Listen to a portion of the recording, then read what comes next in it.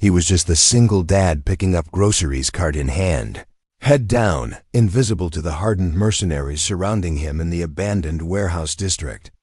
Until one evening, the leader of 15 armed soldiers for hire cornered him in front of his terrified neighbors. They thought it was just another neighborhood shakedown, another helpless civilian caught in the crossfire of territorial disputes. But what happened next?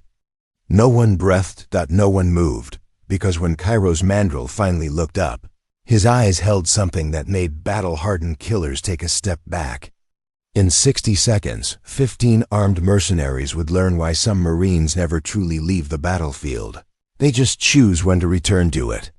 And when a father's protective instincts collide with elite military training, the outcome isn't just surprising, it's absolutely devastating. Before we jump back in, tell us where you're tuning in from, and if this story touches you, make sure you're subscribed, because tomorrow, I've saved something extra special for you. The fluorescent lights of Thornwick Market flickered against the evening rain, casting harsh shadows across empty aisles where Kairos Mandrel pushed his cart with methodical precision. Each item carefully selected, each price mentally calculated, each choice weighed against the tight budget of a single father, raising an 8-year-old daughter on a warehouse worker's salary. Cereal, the generic brand. Milk, the gallon size that would last through the week. Ground beef, enough for 3 dinners if he stretched it right. This was his Thursday routine, the same route through the same store in the same struggling neighborhood of Valmont Heights, where most people kept their heads down and minded their own business. Kairos preferred it that way. Invisibility had become his specialty over the past 3 years, ever since he'd hung up his dress blues and traded desert boots for steel-toed work boots. At 32, he looked older than his years, weathered by more than just the Colorado sun that beat down on construction sites. His brown hair was kept short but not military short, his beard neatly trimmed but not regulation clean.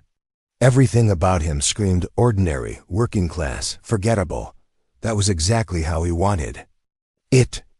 "Daddy, can we get the cookies with the frosting?" Ivy Mandrel appeared at his elbow, her small hand tugging at his jacket sleeve. At 8 years old, she had inherited her father's steady brown eyes, but her mother's quick smile, the one that could make Kairos forget about overdue bills and double shifts for just a moment. "Which cookies, sweetheart?" He crouched down to her level, automatically scanning the aisle over her shoulder. Old habits died hard, even in grocery stores. The ones with the pink frosting and sprinkles. They're on sale. She held up a crumpled coupon she'd found somewhere, probably from the newspaper he bought every Sunday, even though he rarely had time to read it. Kairos took the coupon, studied it with the same attention he once gave mission briefings. $2 off, which meant they'd cost $3.50 instead of $5.50. Still more than the generic sandwich cookies, but well within the small allowance he'd mentally set aside for treats. "Deal, but that's our special dessert for the week." "Okay." Her grin could have powered the store's failing light fixtures. "Okay, can I put them in the cart?" "Go ahead." As Ivy carefully placed the cookie package next to the bread, Kairos straightened and continued his mental inventory. Rent was covered until the 1st. Utilities were current, and if he picked up that extra Saturday shift at Meridian Logistics, they'd have enough left over for new sneakers since Ivy's current pair had holes forming in both toes that it wasn't the life he'd once imagined for himself. 8 years ago, Staff Sergeant Kairos Mandrel had been leading reconnaissance missions in Afghanistan, earning commendations for operations that would never see the light of day. He'd been 24 and bulletproof, convinced that the Marines were his calling, that he'd retire with 20 years of service and enough stories to last a lifetime. Then Sarah had died in a car accident while he was deployed, leaving behind a 5-year-old daughter who barely knew her father and guardianship. Papers that made him choose between his career and his responsibility as a parent. The choice had been easier than expected. The guilt that came after had been harder. "Daddy, who are those men?" Ivy's voice held the particular note that children get when something doesn't feel right. Not quite fear, but an instinctive wariness that made Kairos's attention snap to full focus. Through the store's rain-streaked windows, he could see them clearly now. 5 men in dark clothing, moving with the particular coordination that marked them as a unit rather than individuals. They weren't shopping, weren't browsing, weren't doing anything that belonged in a grocery store parking lot at 8:30 on a Thursday night. They were positioned, watching, waiting. Kairos had seen enough tactical formations to recognize one. When it was being set up around him, even in civilian clothes with grocery carts and suburban lighting. His pulse didn't quicken, his breathing didn't change, but every nerve ending suddenly came alive with the familiar electric awareness that had kept him breathing through 2 tours in hostile territory. Just some people, sweetheart. Nothing to worry about. He kept his voice steady, casual, the same tone he used when explaining away thunderstorms or checking for monsters under the bed. But his mind was already calculating distances, exits, potential weapons, and most importantly, how to keep Ivy safe. The store manager, a tired-looking man in his 50s, named Mr. Kellerton, approached from the customer service desk with the shuffling gait of someone who'd been on his feet for 10 hours. "Hey Kairos, you folks doing okay tonight?" "Just fine, Mr. Kellerton. Running a little late, but we'll be out of your hair soon." "No rush, though I should mention, some guys were asking about you earlier. Said they were old friends trying to catch up, but they didn't look like your usual crowd, if you know what I mean." Kairos nodded casually while his mind processed the information. Someone had been asking about him specifically. In a neighborhood where most people barely knew their next-door neighbors' names, that was concerning. More concerning was that whoever these people were, they'd done enough research to track him to his regular grocery store, his regular shopping time, his regular routine. What kind of questions were they asking? Nothing too specific. Just confirming you lived around here, whether you shopped here regularly, what times you usually came in. I told them I don't give out customer information, but they seemed pretty confident they'd find you anyway. The pieces were forming a picture Kairos didn't like. Professional surveillance, coordinated positioning, advanced intelligence gathering. This wasn't random crime or mistaken identity. Someone wanted him specifically, and they'd put thought and resources into making sure they could find him when they were ready. "Daddy?" Ivy tugged at his sleeve again. "Can we go home now? I don't like those men outside." From the mouths of babes. If an 8-year-old's instincts were picking up threat indicators, then the situation was probably worse. Then it appeared. Kairos made his decision with the same speed that had once earned him recognition for battlefield leadership. "Mr. Kellerton, is your back-loading dock accessible from inside the store?" The older man's eyebrows rose, but he'd lived in Valmont Heights long enough to recognize when someone needed help without asking too many questions. "Yeah, through the stockroom. Is there a problem?" "Probably not, but I'd rather be careful." "Would you mind if we slipped out that way? I can come back for my car later." "Course not." "Follow me." As they moved toward the back of the store, Kairos kept one hand on Ivy's shoulder and his attention divided between the windows and the stockroom door. The 5 men outside were still maintaining their positions, which confirmed his suspicion that they were waiting for him to exit through the front entrance. Professional, organized, patient, definitely. Not random. The stockroom smelled of cardboard, an industrial disinfectant, filled with pallets of inventory and the familiar chaos of retail logistics. Mr. Kellerton led them through the maze of boxes to a metal door marked "Authorized Personnel Only." "This opens onto Clearwater Avenue, about 2 blocks from where you parked. You okay getting home from there? We'll manage." "Thanks for this. Hey, we look out for each other around here." That's how it's supposed to work. As the door closed behind them, Kairos found himself in a narrow alley with Ivy's hand in his, and the distinct feeling that his carefully constructed quiet life was about to become very complicated. The rain had picked up, turning the poorly lit alley into a maze of shadows and reflecting puddles. "Daddy, are we in trouble?" He squeezed her hand gently. "Not trouble, sweetheart. Just being extra careful." It wasn't entirely true, but it wasn't entirely false either. Trouble would be when those 5 men realized their target had slipped out the back. Trouble would be when they started expanding their search pattern. Trouble would be when they decided that patience wasn't getting them what they wanted.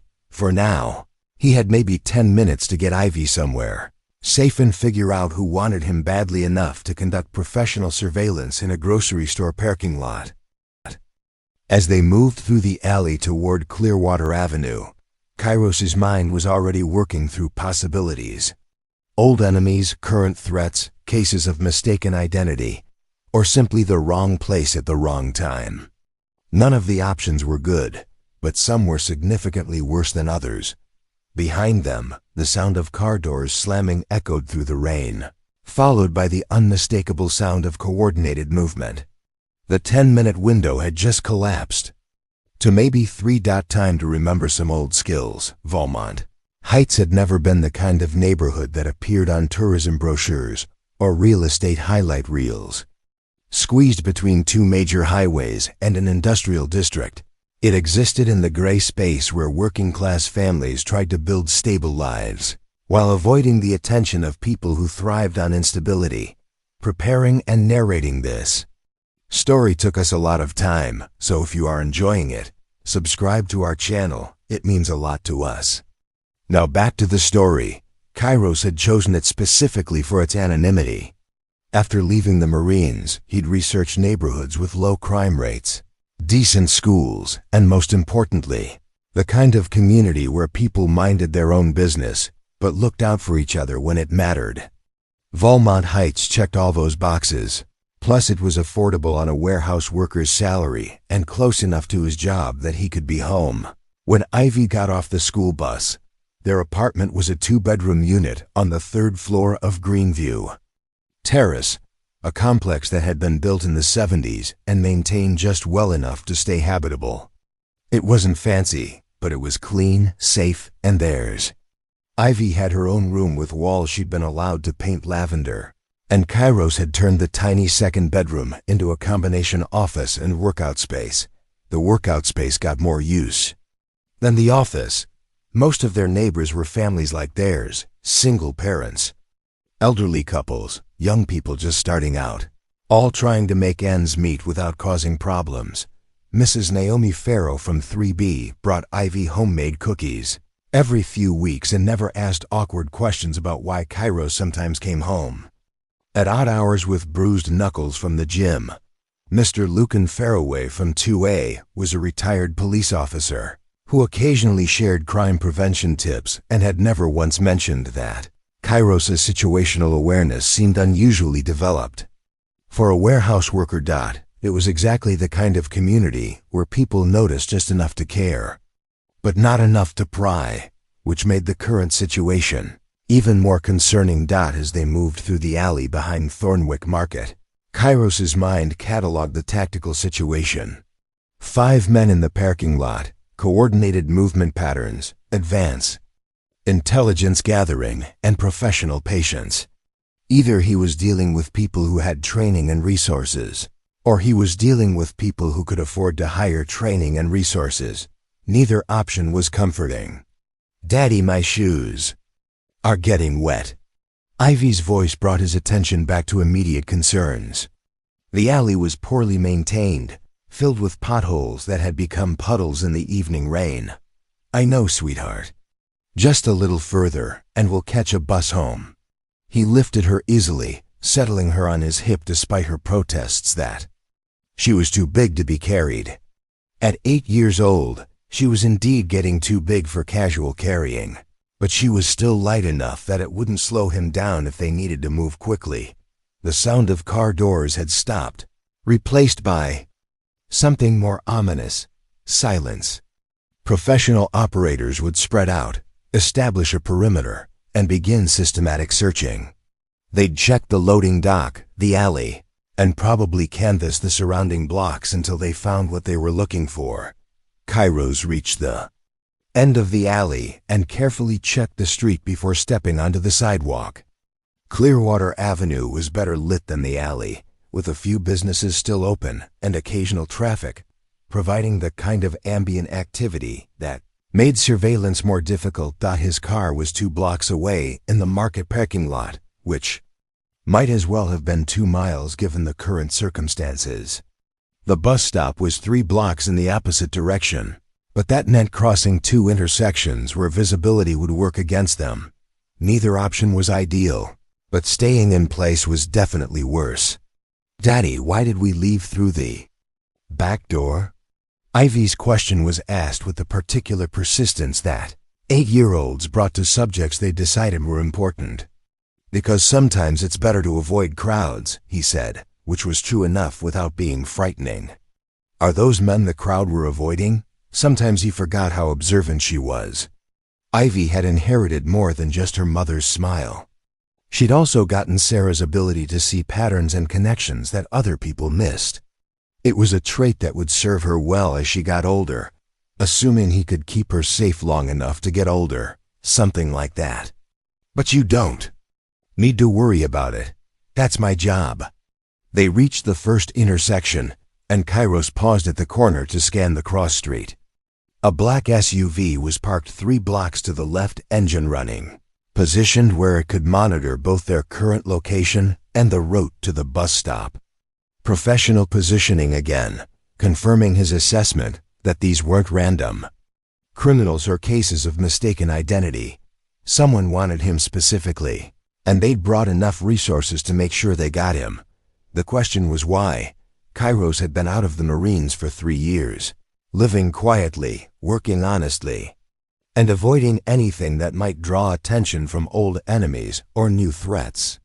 His service record was classified but not extraordinary. His skill set was valuable but not unique, and his current circumstances made him an unlikely target for any rational threat assessment, unless someone had reason to believe his circumstances weren't as they appeared.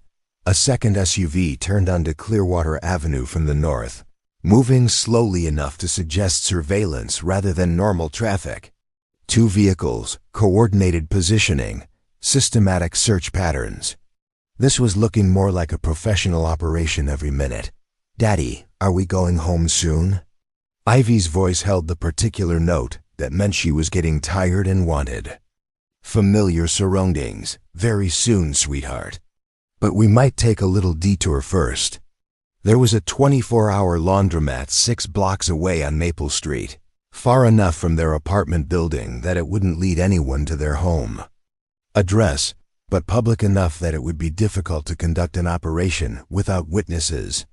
If he could get there with Ivy, he'd have time to make some phone calls and figure out who was looking for and why got first. Though he needed to lose the surveillance. The second SUV had stopped at the intersection ahead, hazard lights blinking, as if the driver was checking directions. Kairos recognized the tactic, appeared to be lost or confused while actually monitoring all foot traffic in the area. Between the 2 vehicles, they had most of the major routes covered. Most, but not all. Valmont Heights had been built around existing infrastructure, which meant there were still remnants of the original neighborhood scattered throughout the area. Old walking paths, drainage ditches, and property lines that didn't quite match up with current street layouts. 3 years of daily runs and weekend explorations with Ivy had given Kairos a thorough understanding of these unofficial routes. "We're going to play a game," he told Ivy as he turned away from the main street and headed toward a residential area. "It's called taking the secret path home." "What kind of secret path?" "The kind that only locals know about. You remember how we walked to the park behind Westfield Elementary last month? Through the woods?" "That's right. Well, there are paths like that all over the neighborhood if you know where to look." It wasn't entirely accurate, but it would keep her interested without making her afraid. The path he had in mind was actually a drainage easement that ran behind a row of houses, connecting to a maintenance access for the water treatment facility. It would be muddy, poorly lit, and uncomfortable, but it would also be invisible too. anyone conducting street-level surveillance. As they walked through the residential streets, Kairos noticed lights coming on in windows as people settled in for the evening. Normal families doing normal things, watching television, helping with homework, cooking dinner. The kind of life he'd built for himself and Ivy over the past 3 years. The kind of life that was about to become significantly more complicated. His phone buzzed with a text message.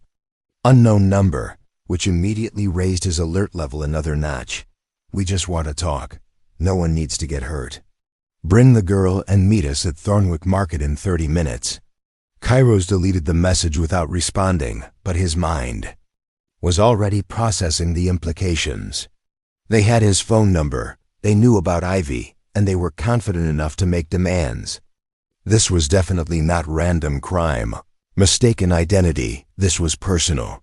The drainage easement was exactly where he remembered it, hidden behind a chain-link fence that had been cut years ago and never repaired. As they slipped through the opening, Ivy wrinkled her nose at the smell of stagnant water and industrial runoff. This is gross, Daddy. I know, sweetheart, but remember, it's our secret path. That makes it special. Behind them, the sound of car engines grew louder as the search expanded into the residential area. Professional or not, they were running out of patience. Which meant Kairos was running out of time to figure out who they were and what they wanted before the situation escalated beyond his ability to control it. The drainage easement led them through a quarter-mile of industrial landscape that most residents of Valmont Heights never knew existed. Concrete channels designed to handle storm runoff, maintenance access points for utility infrastructure, and the kind of forgotten spaces that cities create accidentally and never quite remember to develop. Kairos had discovered the network during his first year in the neighborhood, back when sleepless nights and restless energy had driven him to explore every corner of his new environment. Old habits from reconnaissance training, adapted to suburban geography. Know your terrain, know your escape routes, know where you can disappear if everything goes wrong. Tonight, everything was definitely going wrong. They emerged from the drainage system behind the Valmont Community Center, a brick building that hosted youth sports leagues and senior citizen activities during the day, but stood empty in the evening hours. The parking lot was deserted except for a few cars belonging to the evening maintenance crew, and the building's security lighting provided enough illumination to move safely without being easily spotted from the street. Daddy, where are we? Ivy looked around with the curiosity that children bring to new places, even muddy, industrial new places that smell like concrete and rain. About 6 blocks from home, just taking a different route.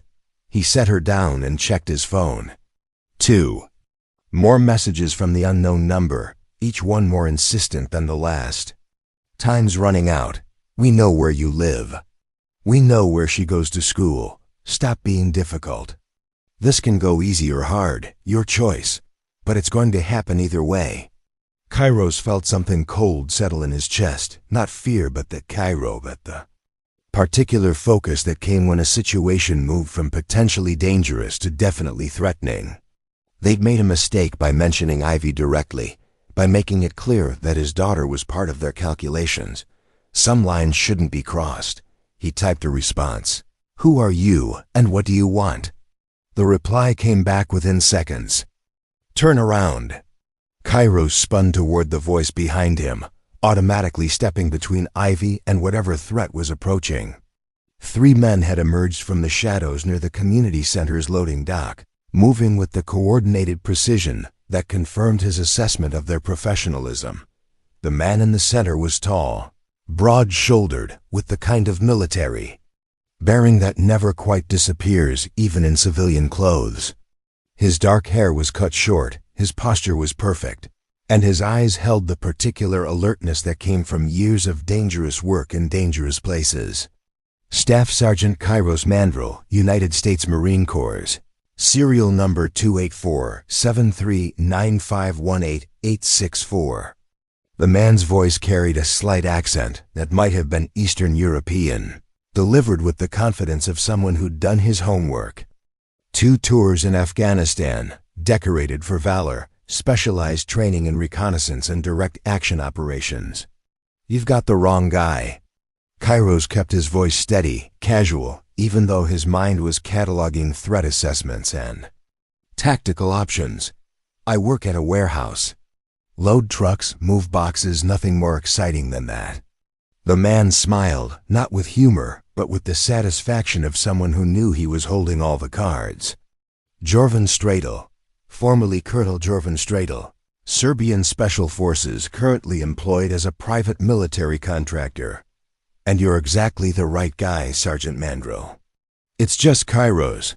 I've been out of the Marines for 3 years. Have you? Because my research suggests otherwise.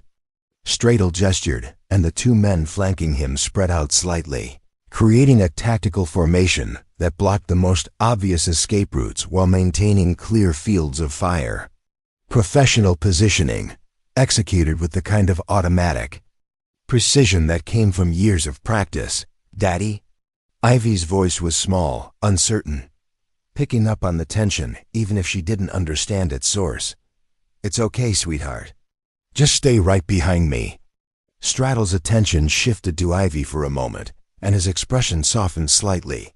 Beautiful daughter, she has your eyes. 8 years old, attends Westfield Elementary. Favorite subject is art class. Friends with a girl named Jessica Chun, who lives in apartment 2C at Greenview Terrace. The cold in Kairos's chest became something sharper, more focused. They'd done extensive surveillance, not just on him but on Ivy. They knew her school, her friends, their home address. This wasn't just about him anymore. What do you want? 2. Offer you a job opportunity. Very lucrative, very suited to your particular skill set. The kind of work that would let you provide your daughter with a much better life than what a warehouse salary can offer. I'm not interested in mercenary work. Mercenary is such an ugly word. I prefer security contractor, and you haven't heard the details yet. Stradel reached into his jacket, moving slowly enough to avoid triggering a defensive response, and pulled out a tablet computer. The screen showed what appeared to be satellite imagery of a compound in a desert landscape, with various tactical markings and annotations. There's a facility in eastern Syria. Industrial complex, heavily defended, containing certain materials that my employers would very much like to acquire. The challenge is that it's currently occupied by approximately 15 armed guards with military training and significant defensive advantages. And you want me to what exactly? Lead a team to neutralize the security force and secure the materials. Clean, professional, minimal collateral damage. In and out in under 4 hours. Kairos studied the satellite imagery without touching the tablet. Even from a distance, he could see the tactical challenges. Multiple buildings, interlocking fields of fire, limited approach routes, and defensive positions that had been designed by people who understood their business. Why me? There are plenty of contractors with more recent experience. Because according to my research, you've successfully completed similar operations against similar targets. Because you have the specific skill set we need for this particular challenge. And because you need the money. The last part wasn't entirely accurate. Kairos and Ivy weren't wealthy, but they weren't desperate either. His warehouse salary covered their basic needs, and he'd managed to build a small emergency fund over the past 3 years. They were stable, secure, and safe. At least, they had been until tonight. And if I refuse? Straddle's smile disappeared. That would be unfortunate. My employers are very interested in securing your services for this operation. They've invested considerable resources in identifying you as the optimal candidate. That sounds like a threat. It's a business proposition. But like any business proposition, it has certain terms and conditions. One of the flanking men shifted position slightly, and Kairos caught a glimpse of body armor under his jacket, along with the outline of a holstered weapon. All 3 men were armed, professionally equipped, and positioned to control the tactical situation. Daddy, I'm scared. Ivy pressed closer to his leg, her small hand gripping his jacket. The admission hit Kairos harder than any threat or ultimatum could have. For 3 years, his primary job had been making sure Ivy felt safe, secure, and protected from the kind of violence and danger that had defined his previous life. Seeing her afraid, seeing her caught in the middle of exactly the kind of situation he'd left the Marines to avoid, felt like a personal failure. "I need time to think about it," he said. "Time is a luxury we don't have. The operation window opens in 72 hours, which means we need to begin preparations immediately. And my daughter would be well cared for during your absence. Professional supervision, safe location, regular contact with you via secure communications. Think of it as an all-expenses-paid vacation while Daddy handles some business." The euphemisms didn't disguise what Stradle was actually describing: kidnapping, leverage, and using Ivy as a means of ensuring Karis's cooperation. It was professionally done, politely phrased, and absolutely unacceptable. "Let me make sure I understand. You want me to leave my daughter with strangers while I risk my life breaking into a heavily defended facility in a war zone to steal something for people I've never met?" That's a rather pessimistic way of phrasing it, but essentially accurate. And if something goes wrong with the operation, then your daughter would be returned home safely with a substantial compensation package for her loss. Kairos felt something shift inside his chest, a familiar sensation from his military days, when situations moved from complicated to lethal. The polite conversation, the professional demeanor, the careful euphemisms, they were all window dressing on a simple ultimatum: do the job, or Ivy pays the price. "I need a minute to explain the situation to my daughter." "Of course. Take all the time you need." Kairos knelt down to Ivy's eye level, keeping his voice gentle and his expression calm even though his mind was calculating distances, weapons, and the tactical advantages of their current position. "Sweetheart, I need you to listen very carefully. In about 30 seconds, I'm going to tell you to run toward that building over there." He indicated the community center without pointing, obviously. "There's a door on the side marked emergency exit. It's probably locked, but there's a rock garden next to it where you can hide until I come get you. What about you? I need to finish talking with these men, but I'll be right behind you, okay? Are they bad men, Daddy?" Kairos looked into his daughter's eyes and made a decision that would change everything. "Yes, sweetheart, they are." "Touching," Stradle said from behind them. "But unnecessary. We're all reasonable people here. I'm sure we can work something out that serves everyone's interests." Kairos stood slowly, turning to face the 3 men with an expression that had nothing to do with warehouse work or suburban grocery shopping. When he spoke, his voice carried the particular tone that had once made enemy combatants reconsider their life choices. "Here's what's going to happen. You're going to get back in your vehicles and leave my neighborhood. You're going to forget you ever heard my name or my daughter's name, and you're going to find someone else for your operation. I'm afraid that's not an option. Then we have a problem." The tactical situation was clear: 3 armed professionals against 1 unarmed civilian with a child to protect. Any rational assessment would conclude that Kairos had no leverage, no advantages, and no chance of changing the outcome through force. Any rational assessment would be wrong, because Staff Sergeant Kairos Mandrel had never really left the Marines. He'd just been waiting for a reason to remember who he used to be. The standoff in the community center parking lot stretched through several heartbeats of absolute silence. 3 armed professionals weighing their options against 1 man who had suddenly stopped looking like a warehouse worker and started looking like something considerably more dangerous. Stradle recognized the change immediately. The shift in posture, the tactical assessment in Kairos's eyes, the way his body language had gone from protective civilian to something that made experienced soldiers take mental notes about weapon positions and escape routes. There's no need For this to become complicated, Stradle said, his voice still carrying diplomatic politeness but with an undertone that suggested complications wouldn't necessarily favor Kairos. We're offering you an opportunity to provide your daughter with financial security for the rest of her life. That's worth considering. I've considered it. The answer is no. Perhaps you should reconsider. My research indicates that your current financial situation is stable, but not particularly robust. A warehouse worker's salary, even with overtime, doesn't provide many opportunities for advancement or long-term security. Kairos kept his attention divided between all three men while maintaining awareness of Ivy's position behind him. The two flankers had spread out to roughly 45-degree angles, creating interlocking fields of fire that would be difficult to evade if the situation escalated. Professional positioning, but also predictable if you understood the tactical doctrine they were following. My financial situation is my business, not when it affects your decision-making regarding opportunities that would benefit both you and your employers. Stradle took a step closer, still maintaining what he probably considered a non-threatening distance.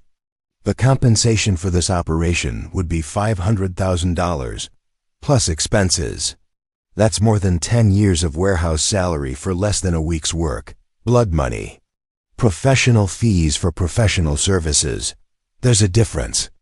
Ivy tugged at Kairos's jacket, her voice barely above a whisper. Daddy, I want to go home. The simple request cut through all the tactical assessments and threat calculations like a blade. His 8-year-old daughter wanted to go home, wanted to be safe, wanted her normal life back. Instead, she was standing in a dark parking lot listening to strangers discuss kidnapping her and forcing her father into illegal operations overseas. We're going home, sweetheart. Right now.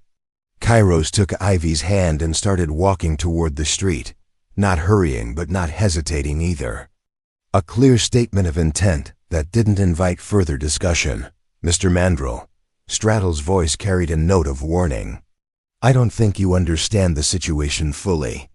I understand it perfectly. You want something from me that I'm not willing to give. That's where this conversation ends. Unfortunately, my employers have already invested considerable resources in this operation. They're not accustomed to accepting refusal as a final answer. Kairos stopped walking but didn't turn around. Then they should have done better research. I left military contracting for a reason. Yes, I'm familiar with your reasons. The incident in Kandahar province, the civilian casualties, the subsequent investigation that resulted in your early departure from active duty. The words hit like a physical blow, not because they were inaccurate, but because they were being spoken in front of Ivy. His daughter didn't need to hear about the worst moment of his military career, the operation that had gone wrong in ways that still haunted his sleep 3 years later. That's not your business. It became my business when my employers decided they needed someone with your particular combination of skills and motivations. Someone who understands the cost of failure. Someone who has strong reasons to ensure that operations are completed successfully without unnecessary complications. Stradle was good at his job, Kairos had to admit. The threat was subtle but clear. They'd researched his background thoroughly enough to understand exactly which psychological pressure points would be most effective. They knew about Kandahar, which meant they probably knew about the nightmares, the guilt, and the reasons he'd chosen civilian life over continued military service. They were counting on that guilt to make him compliant. Daddy, what's he talking about? Ivy's question was asked with the particular intensity that children brought to subjects they sensed were important, but didn't understand. Nothing you need to worry about, sweetheart. But he said something about you and the military, not. Now, Ivy. The sharpness in his voice made her flinch, and Kairos immediately regretted it. This wasn't her fault. None of it was her fault. And she didn't deserve to be caught in the middle of his past coming back to complicate their present. I'm sorry, sweetheart. I didn't mean to snap at you. Perhaps, Stradle said, we should continue. This conversation in a more private setting. My associates have prepared a secure location where we can discuss the details without distractions. The answer is still no. And your daughter's safety is still dependent on your cooperation. There it was, finally stated clearly without euphemisms or diplomatic language. Cooperate, or Ivy would pay the consequences. The threat that had been implied throughout the conversation was now explicit, unmistakable, and completely unacceptable. Kairos turned around slowly, his movement deliberate and controlled. When he spoke, his voice carried the particular quiet intensity that had once made enemy combatants surrender without firing a shot. Let me be very clear about something. My daughter is not part of this conversation. She's not leverage, she's not a bargaining chip, and she's not going anywhere with you or your associates. That may not be your decision to make. It's absolutely my decision to make. The two flankers shifted position slightly, hands moving closer to concealed weapons. The tactical situation was escalating beyond the point where diplomatic solutions were possible, and everyone in the parking lot understood it. Mr. Mandrel, Stradle said, his voice taking on a harder edge, I've tried to handle this professionally, with respect for your family situation and your previous service. But my patience isn't unlimited, and my employer's patience is even more restricted. Then maybe you should find a different line of work. The same could be said for warehouse employees who can't afford to provide their daughters with private school educations, college tuition, or the kind of opportunities that money can buy. We're doing just fine. Are you? Because my research suggests that your daughter is an exceptionally bright girl who could benefit from educational opportunities that are currently beyond your financial reach. Academic camps, music lessons, travel experiences that would broaden her horizons. Stradle was hitting every button he could find, every parental insecurity and aspiration that might make Kairos reconsider his position. The tactic was professionally executed and personally cruel, using his love for Ivy as a weapon against his better judgment. She's getting a good education where she is. Good, but not optimal. And certainly not the best that money could provide. Ivy tugged at his hand. Daddy, what's optimal mean? It means the best possible, sweetheart. Am I not getting the best possible?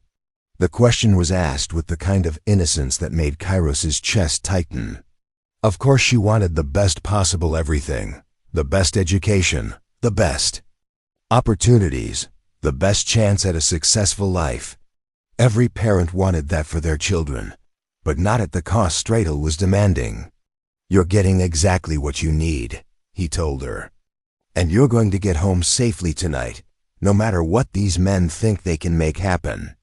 Touching confidence, Stradle said, but misplaced.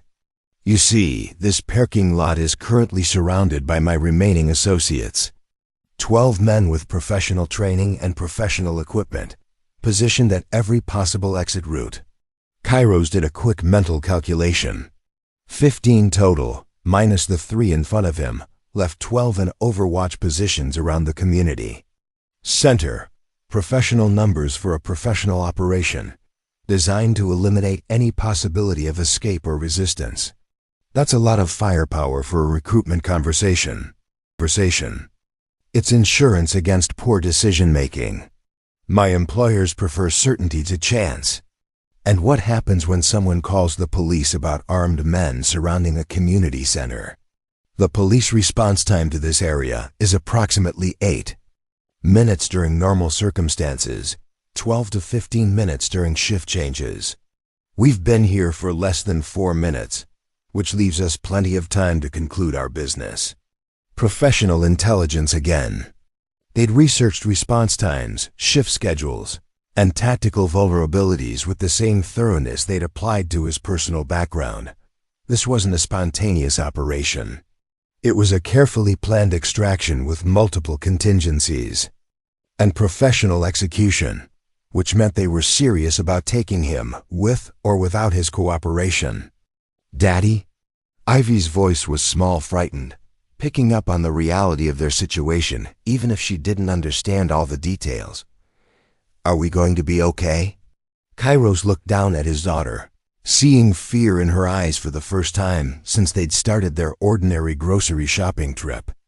Fear that he'd put there by not being careful enough, not staying hidden well enough, not protecting her from the kind of people who use children as leverage in professional operations. The guilt from Kandahar had nothing on the guilt of seeing his daughter afraid because of choices he'd made years before she was born. "Yes, sweetheart. We're going to be okay." "How can you be so confident?" Stratel asked. Kairos looked up at the three armed men, at the tactical situation that any rational assessment would conclude was hopeless, at the professional operation designed to give him no choice but compliance. Then he smiled, not with humor, but with the particular expression that had once made Taliban commanders rethink their strategic positions. "Because you made one critical mistake in your research." The parking lot seemed to hold its breath as Kairos's words hung in the air, a challenge wrapped in certainty that made all three professionals reassess their tactical assumptions. Stratel's eyes narrowed, recognizing that the dynamic of their carefully orchestrated operation had just shifted in ways he hadn't anticipated. And what mistake would that be?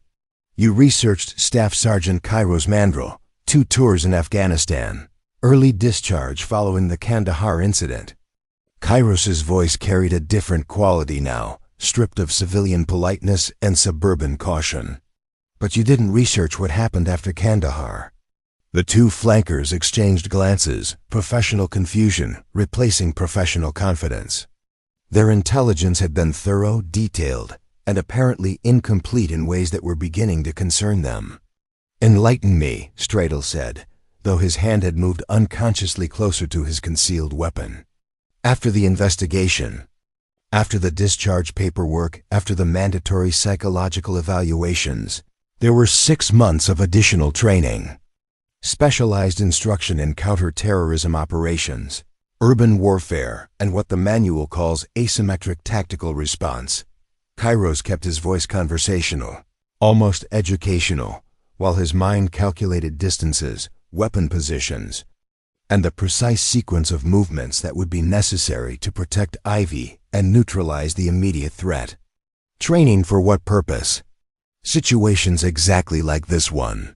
Professional teams with superior numbers and equipment, civilian populations at risk, limited time and resources for conventional tactical response. Stratel's expression shifted from confidence to calculation. "You're suggesting that your discharge from the Marines wasn't the end of your military career." "I'm suggesting that the official record doesn't always tell the complete story."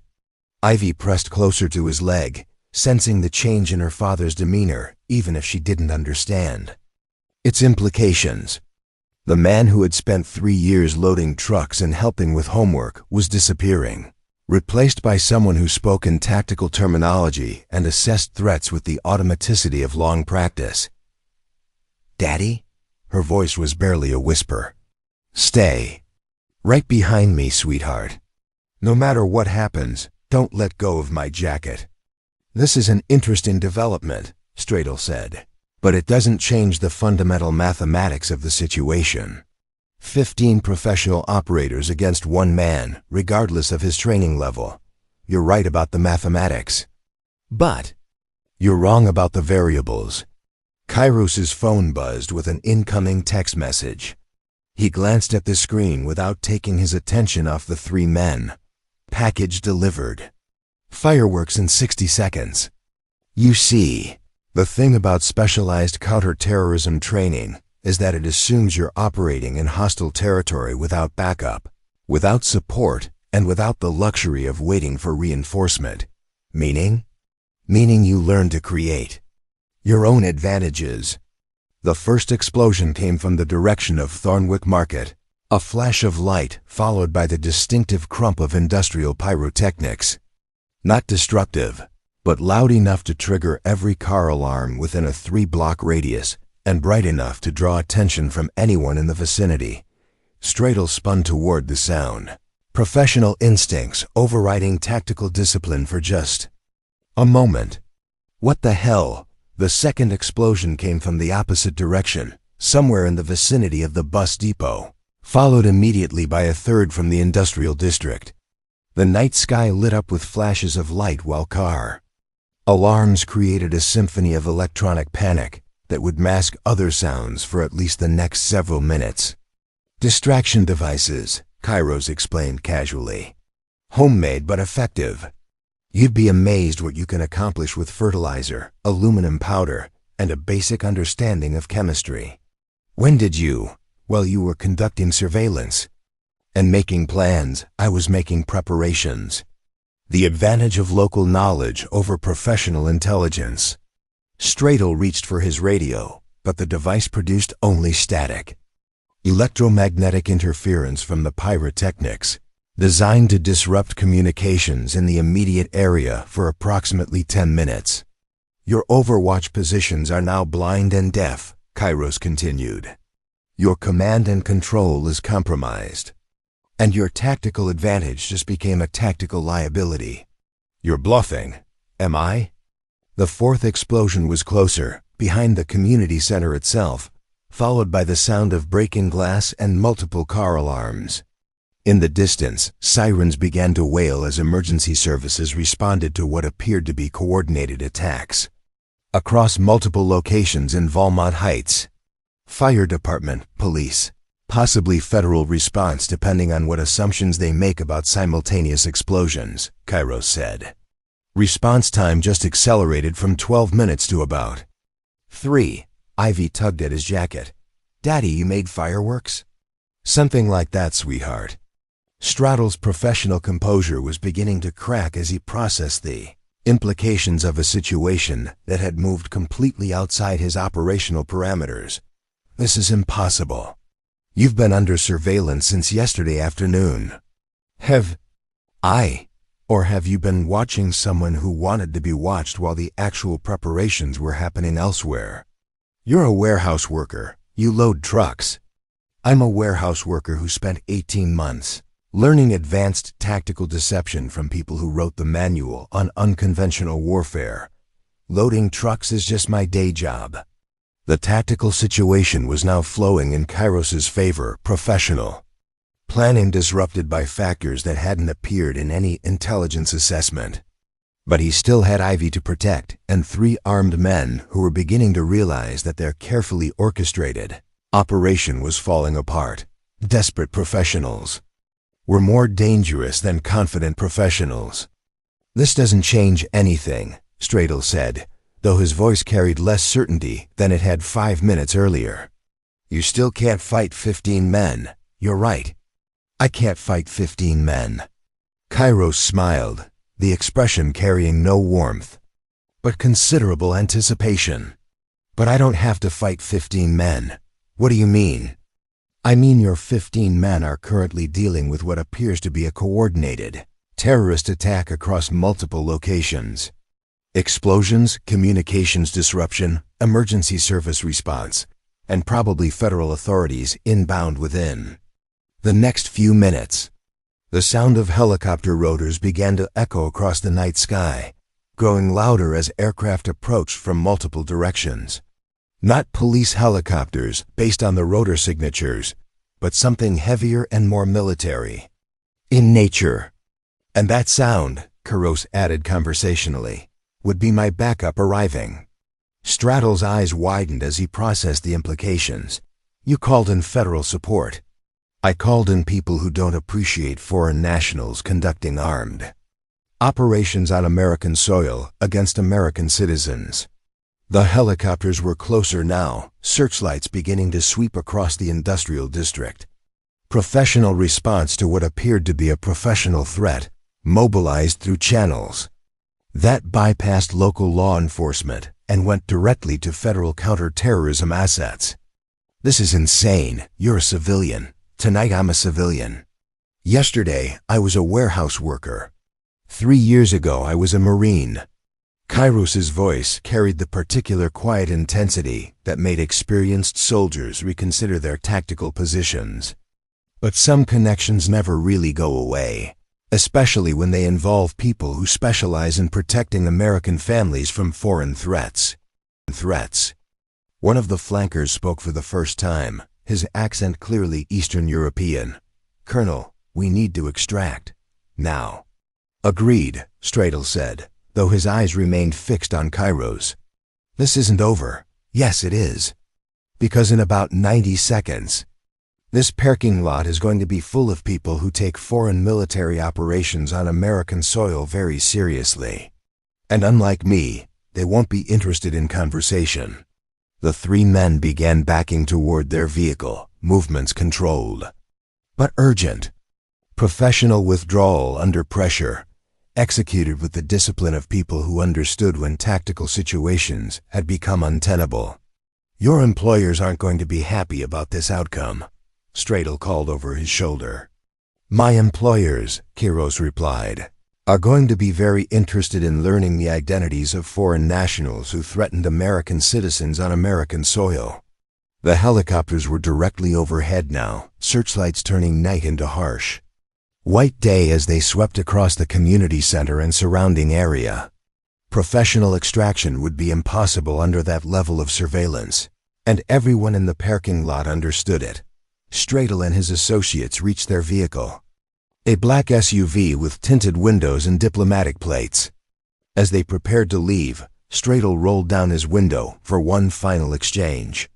"This conversation isn't finished, Mr. Mandrel." "Yes, it is.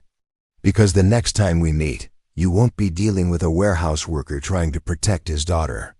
You'll be dealing with people who wrote the manual on counter-terrorism operations." The SUV pulled away into the night, tires squealing against wet asphalt, as it disappeared into the maze of residential streets that surrounded the community center. Behind them, the sound of military vehicles could be heard approaching from multiple directions. Professional response to what had appeared to be a coordinated attack but was actually something considerably more complex. Kairos knelt down to Ivy's level, his expression returning to the gentle concern of a father rather than the cold calculation of a tactical operator. "Are you okay, sweetheart? That was really scary, Daddy." "I know, but it's over now. We're safe. Are the bad men coming back?" Kairos looked up at the helicopters circling overhead, at the searchlights sweeping across empty streets, at the coordinated response that would ensure Stradle and his associates would be too busy avoiding federal attention to continue their recruitment efforts. "No, sweetheart. The bad men aren't coming back." As they walked away from the community center toward the approaching military vehicles, Ivy slipped her hand into his and asked the question he'd been dreading. "Daddy, were you really in the Army?" "The Marines, sweetheart. And yes, I was." "Ah. You going back?" Kairos squeezed her hand gently as they approached the perimeter that was being established by people he'd once served alongside. People who understood that some threats required professional responses and some protections were worth any price. "No, Ivy, I'm staying right here with you. That's my most important job now." The night sky continued to flash with the aftermath of controlled explosions. Emergency sirens wailed across Valmont Heights, and federal agents began the process of investigating what appeared to be a terrorist incident, but was actually something much more personal. And in the middle of it all, a single father held his daughter's hand and walked toward the safety that came from understanding that some battles were worth fighting, no matter what the cost. 2 hours later, federal agents had cordoned off 3 square blocks of Valmont Heights while investigators processed what appeared to be a coordinated attack but was actually an elaborate tactical deception. Kairos and Ivy sat in the back of a mobile command vehicle, wrapped in emergency blankets and sipping hot coffee that tasted like it had been made in a laboratory. Agent Andrea Corvell, a sharp-eyed woman in her mid-30s with the bearing of someone accustomed to complex situations, sat across from them with a tablet full of preliminary reports and unanswered questions. The explosive devices were professionally constructed but contained no actual destructive materials, she said. Scrolling through forensic data. Elaborate fireworks designed to create maximum visual and auditory impact with minimal property damage. Whoever built them knew exactly what they were doing. Any leads on who might be responsible? Kairos asked, though his tone suggested he already knew the answer. That's what we're hoping you can help us with. Because according to our preliminary investigation, you're the only connection between all the locations that were targeted tonight. Ivy had fallen asleep against his shoulder, exhausted by an evening that had moved far beyond her 8-year-old understanding of how the world was supposed to work. Kairos adjusted his arm to make sure she was comfortable before answering. The men who approached us tonight claimed to represent employers who wanted to hire me for an operation overseas. When I refused, they made it clear that my daughter's safety was contingent on my cooperation. Agent Corvale made notes on her tablet. And your response was to stage what appears to be a terrorist attack across multiple locations. My response was to create enough confusion to protect my daughter and ensure that the threat was neutralized by calling in federal resources. By activating protocols that were established during my previous service. Agent Corvale's expression shifted slightly, professional curiosity replacing administrative routine. Your file indicates that you were discharged from the Marines following an incident in Kandahar province. Early termination due to civilian casualties during a reconnaissance operation. The words hung in the air like smoke, carrying weight that went beyond their simple factual content. Kairos felt Ivy stir against his shoulder and lowered his voice to avoid waking her. That's the official version. And the unofficial version? Kairos was quiet for a long moment, weighing how much truth he was willing to share with someone he'd never met about the worst night of his military career. But Agent Corvale wasn't just someone he'd never met. She was someone with the clearance and the need to know why foreign nationals were conducting armed operations against American citizens. The operation was supposed to be routine intelligence gathering. Small village, suspected weapons cache, minimal security. Standard reconnaissance with local assets providing ground truth. He paused, remembering details that still visited him in dreams 3 years later. The intelligence was wrong. Not incomplete, not outdated. Wrong. What we found wasn't a weapons cache. It was a school that had been converted into a refugee center. 43 civilians, mostly women and people under 16, hiding from Taliban forces in the area. Agent Corvale stopped taking notes, her attention focused entirely on his words. My orders were to assess the situation and report back. But while we were conducting surveillance, a Taliban patrol found the refugees. They were going to execute everyone to send a message about harboring resistance fighters. What did you do? I made a decision that wasn't covered in the mission parameters. I called in a strike on the Taliban patrol before they could reach the civilians. That sounds like the right decision. It was the right decision, but it wasn't an authorized decision. And when the strike hit, there was collateral damage. The building that housed the refugees was damaged, and 3 people died in the collapse. The mobile command vehicle was silent except for the hum of electronic equipment and Ivy's quiet breathing. 43 people lived because of my choice. 3 people died because of my choice. The official investigation concluded that I had exceeded my authority and caused unnecessary civilian casualties through unauthorized action. And the unofficial conclusion? The unofficial conclusion was that I had prevented a massacre and saved 40 lives at the cost of 3. That my tactical judgment had been sound even if my adherence to protocol had been questionable. Agent Corvale leaned forward slightly. So why the early discharge? Because the people who survived the incident couldn't be officially acknowledged without compromising ongoing operations in the area.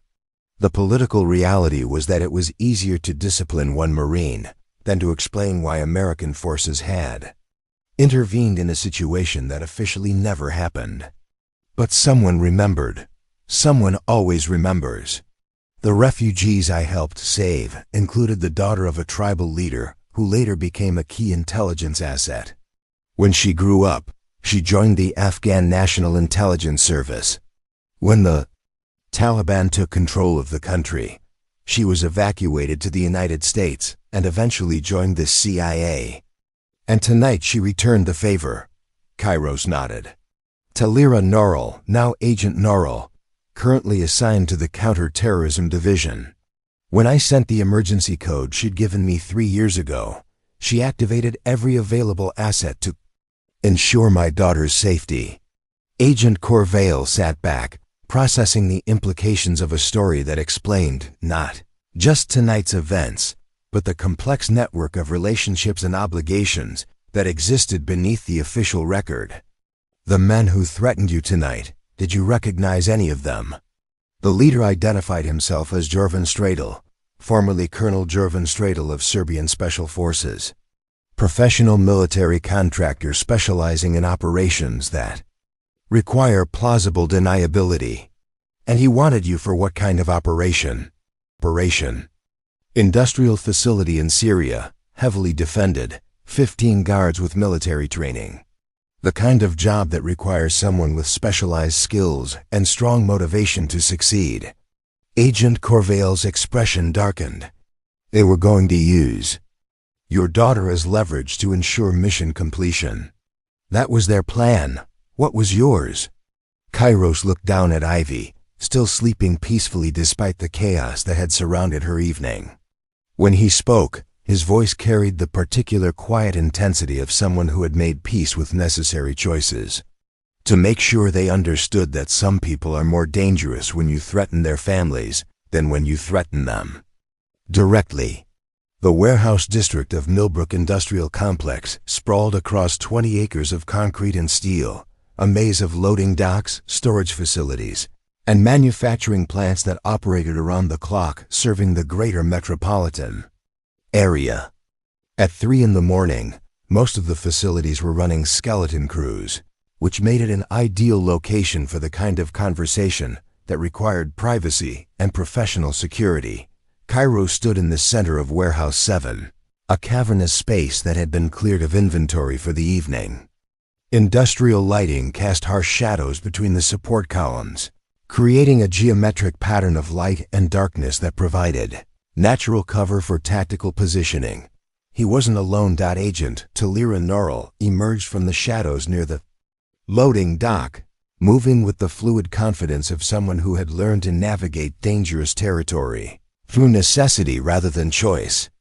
At 31, she carried herself with the particular awareness that came from years of survival in environments where mistakes were fatal. "I brought the team you requested," she said, gesturing toward positions throughout the warehouse where figures in tactical gear had positioned themselves with professional precision. 12 operators with counter-terrorism experience. All volunteers who understand the personal nature of this operation.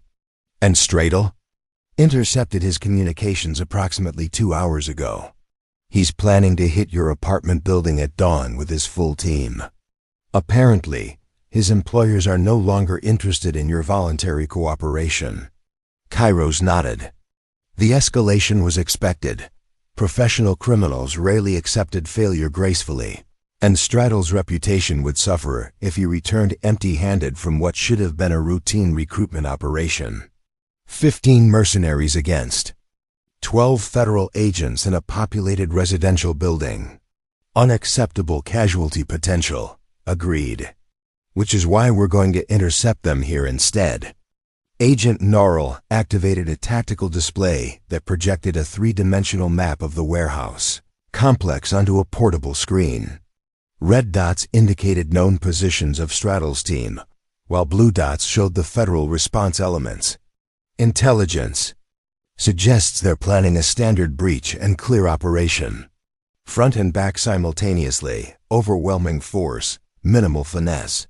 They're expecting to find a single father and an 8-year-old girl, not a prepared defensive position. What about Ivy? Safe house with Agent Corvale. Professional protection, secure communications, and strict instructions to maintain position until we conclude this operation. Kairos felt some of the tension in his chest ease. Whatever happened in the next hour, his daughter would be protected by people who understood that some responsibilities transcended operational parameters, rules of engagement. These are foreign nationals conducting armed operations against American citizens on American soil. Lethal force is authorized, but we prefer live captures for intelligence purposes. And if they prefer otherwise? Agent Norrell's expression hardened. Then we'll accommodate their preferences. The sound of vehicles approaching echoed through the industrial complex, engines running quietly but not silently. Professional approach, coordinated timing, the kind of tactical movement that indicated Straddle's team had maintained their discipline despite the previous night's complications. 5 minutes, Agent Norrell said into her radio. All positions report ready status. Acknowledgements came back from positions throughout the warehouse complex. Professional voices confirming that the trap was set and the hunters were about to become the hunted. Kairos checked his equipment. One final time. Body armor borrowed from Federal inventory, communications gear that would keep him connected to the tactical network, and weapons that he hadn't touched in 3 years, but that felt familiar in his hands despite the passage of time. "You sure about this?" Agent Norrell asked. "You could coordinate from the command vehicle instead of taking point." "They came after my daughter. That makes this personal. Personal can compromise judgment. Personal can also provide motivation that operational parameters can't match." The first breach came exactly where intelligence had predicted, the main loading dock. Explosive charges that turned steel doors into twisted metal and created entry points for a coordinated assault. Professional execution, overwhelming firepower, tactical precision designed to dominate any opposition through superior force and speed. Except the opposition had been expecting them. "Contact front," came the radio call as Federal agents engaged. The breach team with disciplined fire from prepared positions. Not wild shooting, not panic, but controlled engagement designed to channel the attackers into predetermined kill zones. Straddle's team adapted quickly, professional soldiers recognizing that their intelligence had been compromised and their tactical advantage had evaporated. They spread out, used cover effectively, and began the kind of methodical advance that indicated years of experience in hostile territory. But methodical advance took time, and time was working against them. "Secondary breach, north wall," reported Agent Kellerton from his overwatch position. 4 hostiles, moving with purpose. Kairos activated his radio. "I'll take the secondary breach. Keep the primary team contained, but don't let them retreat." "Negative, maintain position." "Let the team handle. They threaten my daughter. I'm handling the secondary breach." Agent Norrell's voice came through the earpiece, resignation mixed with understanding. "Copy that. Be careful, Kairos." The north wall breach had been executed with the same professional precision as the primary assault, but the 4-man team that came through the opening found themselves in a different kind of tactical situation. Instead of surprised civilians, they were facing someone who moved through the warehouse, shadows with the fluid confidence of intimate familiarity.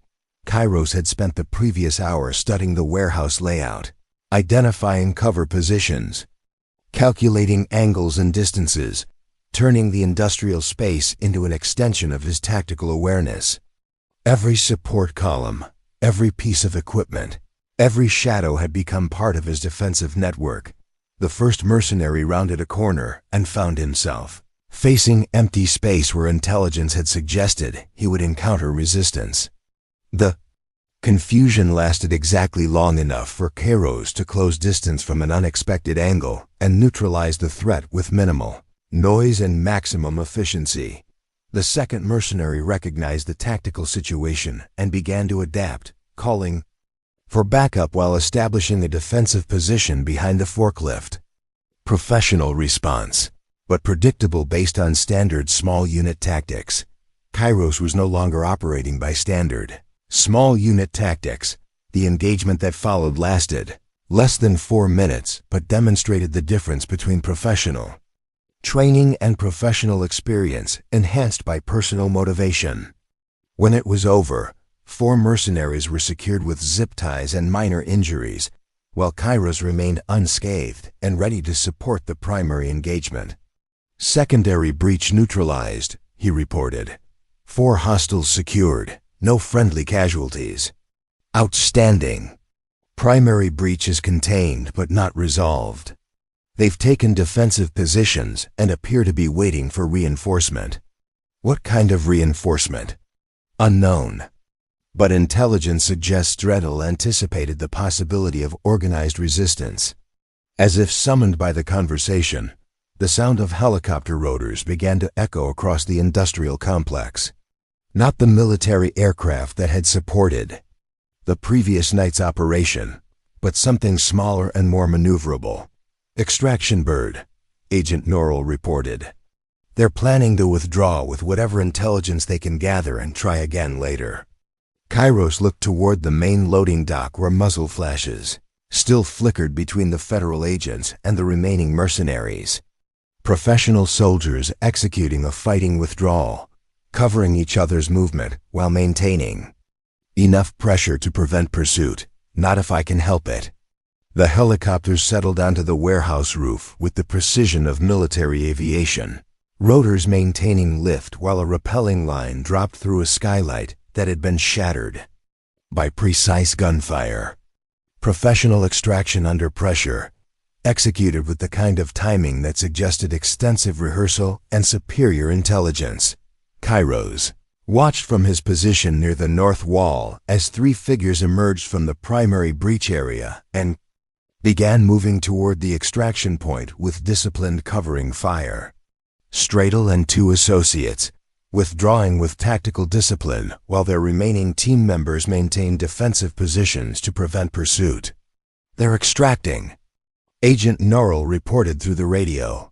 Do we pursue? Pursue? Negative, came the response from the tactical commander.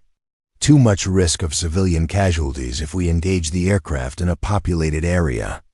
Standard operational doctrine, designed to minimize collateral damage and maintain public safety.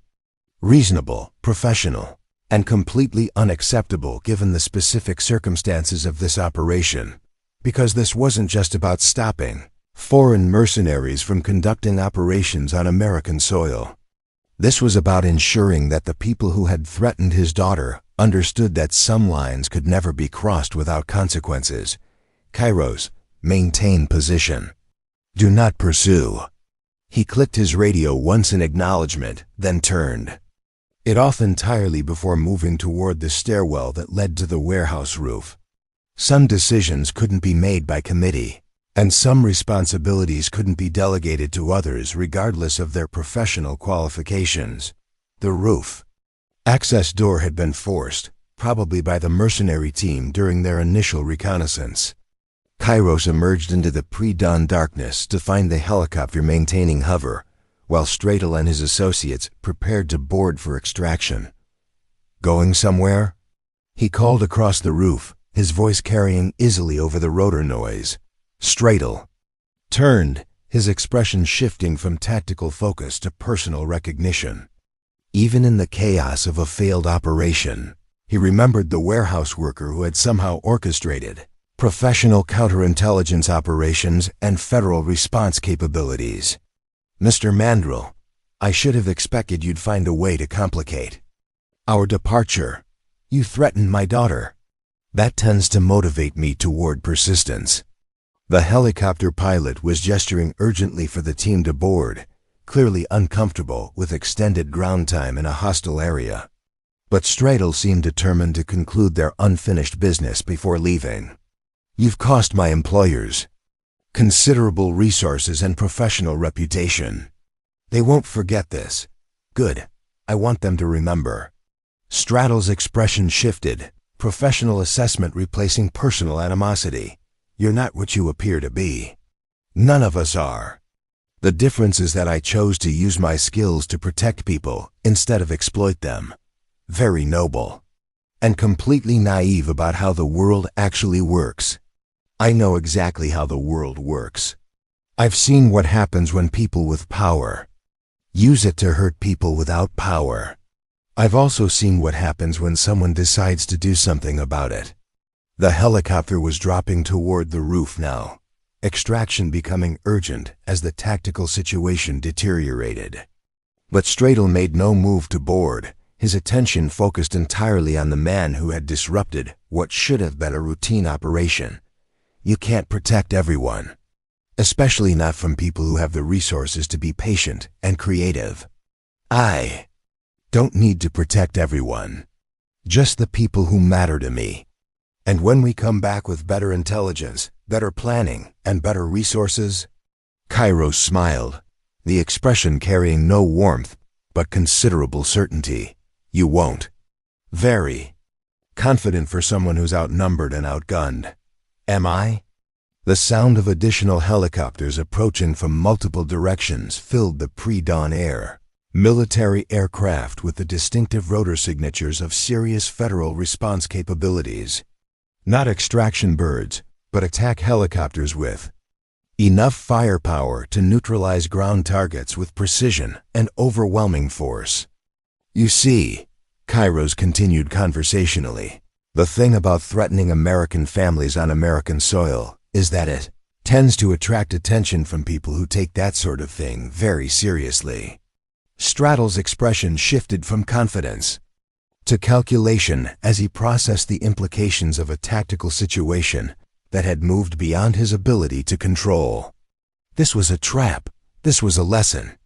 The difference between professional soldiers and people who fight for something that matters. The extraction helicopter was pulling away now, pilot recognizing that the tactical situation had become untenable. For ground operations, Stradle and his associates found themselves alone on a rooftop, surrounded by federal aircraft with no viable escape routes and no tactical advantages. What happens now? Now you get to explain to federal investigators why foreign nationals were conducting armed operations against American citizens. Your employers get to explain why they thought threatening an American family was an acceptable business strategy. And I get to go home to my daughter. As federal agents flooded onto the roof from multiple access points, Stradle raised his hands in surrender but maintained eye contact with Kairos. This isn't over. Yes, it is. Because the next time anyone thinks about threatening my family, they'll remember what happened to the last people who tried. Agent Norrell appeared beside him, tactical gear and professional satisfaction combining in her expression. Clean operation. All hostiles secured, no friendly casualties, and enough intelligence gathered to identify their entire network. What about their employers? That becomes a diplomatic issue above our pay grade. But I suspect certain governments are going to receive very pointed communications about the consequences of supporting private military operations against American citizens. Kairos looked out over the warehouse district as dawn began to lighten the eastern horizon, thinking about the apartment where his daughter was sleeping safely under federal protection, about the quiet life they'd built together, and about the choices that had led him from combat operations to grocery shopping to this rooftop confrontation. Agent Norrell? Yes? The favor I owed you is paid in full. She smiled. The favor you owed me was paid 3 years ago when you saved my life in Kandahar. This was just friends helping friends. As they walked toward the roof access door, leaving the crime scene to federal investigators and the tactical cleanup to the people who specialized in making international incidents disappear, Kairos felt something settle in his chest that had been restless for 3 years. He'd left the Marines to protect his daughter from the violence and danger that had defined his professional life. But tonight had taught him that sometimes the best way to protect the people you love is to make sure that anyone who might threaten them understands exactly what kind of person they'd be dealing with. The quiet life was still there, still waiting for him. But now it was protected by the certainty that some battles were worth fighting, no matter what the cost. 3 days later, Valmont Heights had returned to its usual rhythm of working families, school buses, and evening grocery runs. The federal investigation had been concluded with efficiency that suggested certain aspects of the incident would never appear in public records, and the industrial district had resumed normal operations as if armed mercenaries had never disrupted. The pre-dawn quiet, but some changes couldn't be hidden or forgotten. Cairo sat on the apartment balcony with his morning coffee, watching Ivy play in the courtyard below with her friend Jessica Chun. The girls were building an elaborate fort out of cardboard boxes and imagination, their laughter carrying up through the autumn air like music. "She's different," Agent Andrea Corvale observed from the neighboring chair.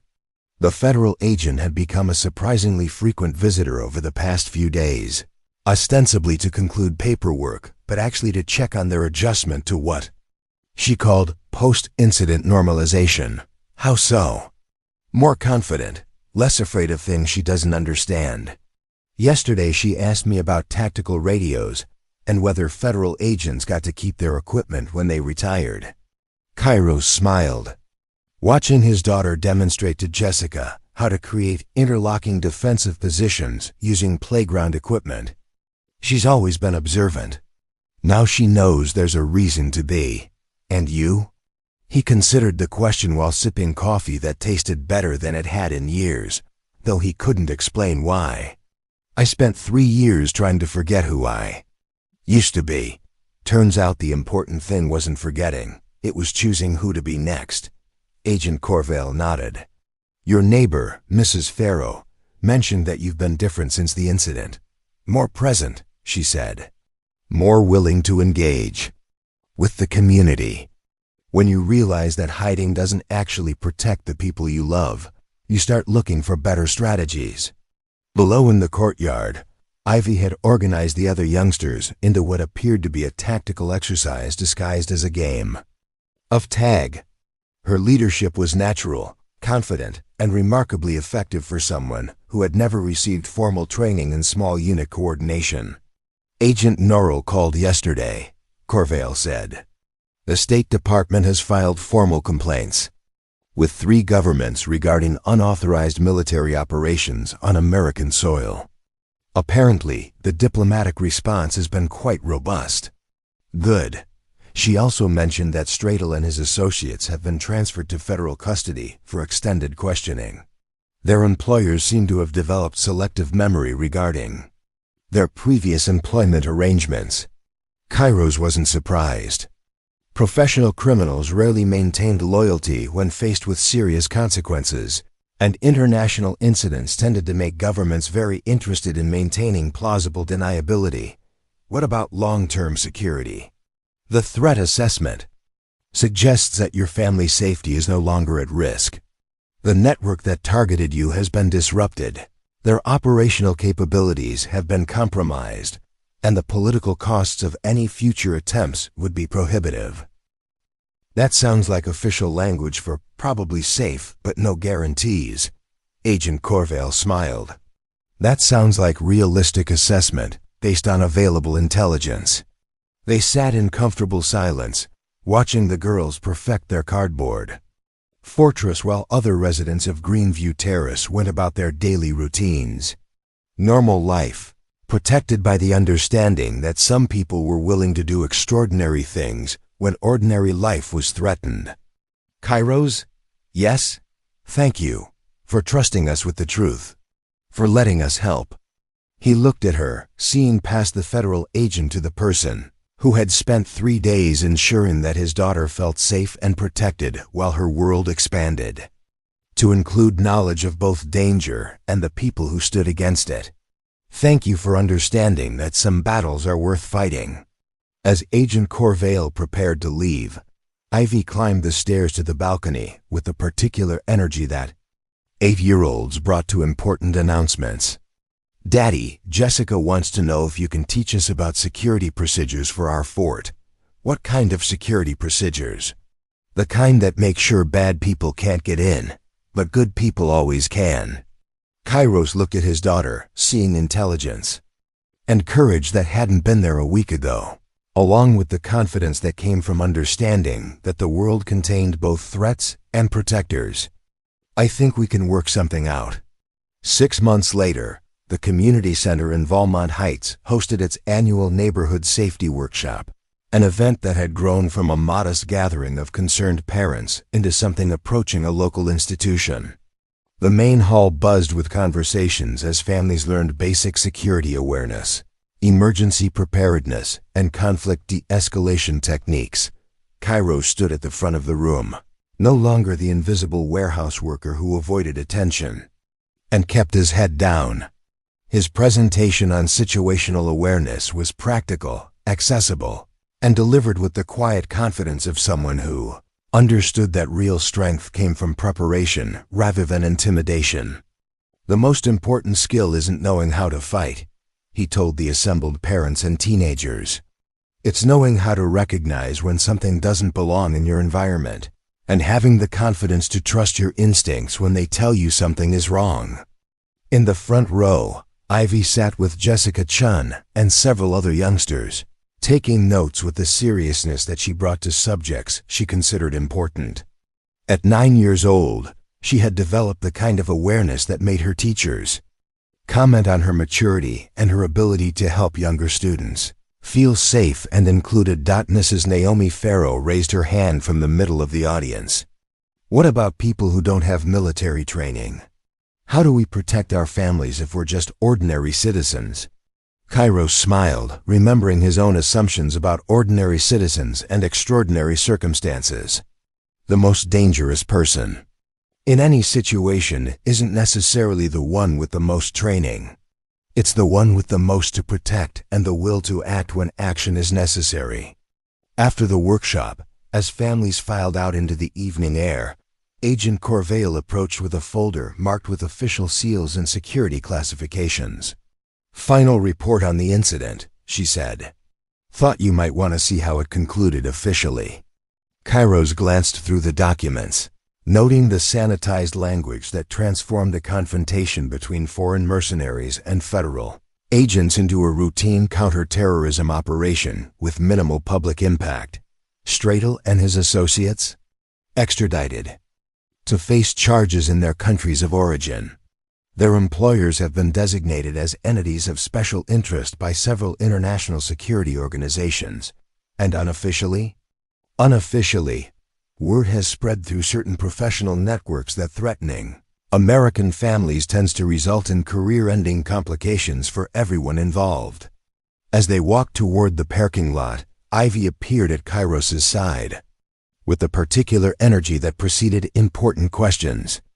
"Daddy," Mr. Lucan asked if you'd be willing to teach a class about home security for the senior residents.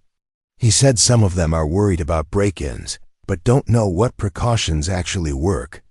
Kairos looked at his daughter, seeing the natural leadership that had emerged over the past months, the way she connected with people of all ages and helped them feel both safe and empowered.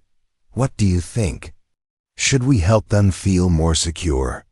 I think everyone deserves to feel safe in their own home."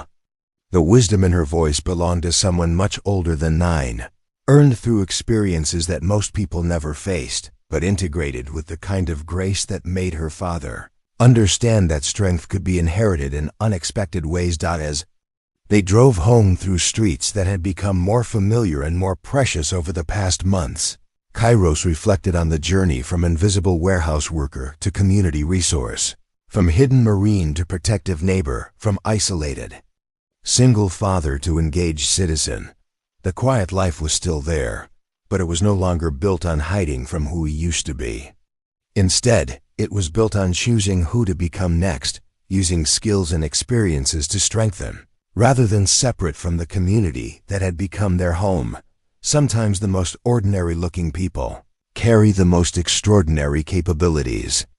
Sometimes the person who seems invisible is actually the one watching everything.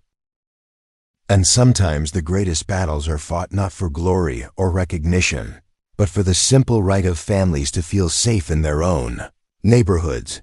If this story reminds you that courage comes in many forms and that true strength protects rather than intimidates, share it with someone who needs to remember that they're stronger than they know.